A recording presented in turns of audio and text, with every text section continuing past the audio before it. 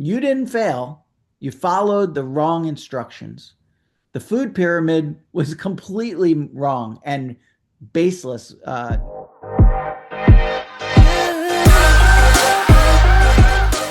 You didn't fail your diet failed you. And it's time we talk about why. For decades, we told people that weight loss is about calories in, calories out, that losing fat is just math. But fat loss isn't math, it's metabolism, it's hormones, it's satiety, it's fuel partitioning. And if your body feels like it's working against you, it is. Because most diets don't reset hormones, they trigger starvation mode. Today, we're breaking down why most diets don't work and what actually does. So, here's how the typical diet cycle goes: you restrict calories, you lose weight quickly, some fat, some muscle. Hunger ramps up via ghrelin and neuropeptide Y. Metabolism slows down because your body sees famine and you hit a plateau. And then, worse yet, you regain the weight and usually more fat than you had before. In the Minnesota starvation study, back all the way in 1944, um, men lost weight on a restricted diet, but their metabolic rate dropped. They became obsessed with food and regained more fat afterwards. So modern diets, they do the same thing. They don't lower insulin, they don't protect muscle, and they don't fix the food environment, that's for sure. So fat gain isn't about calories alone. It's about hormonal instructions.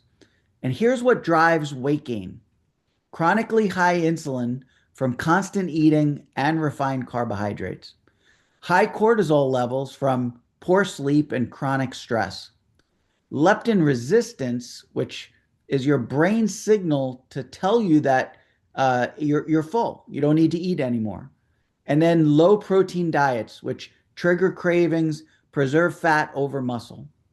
And every time you diet, your body remembers. Your your hypothalamus recalibrates to your set point. And unless you program and reprogram the signals, you'll actually regain the weight.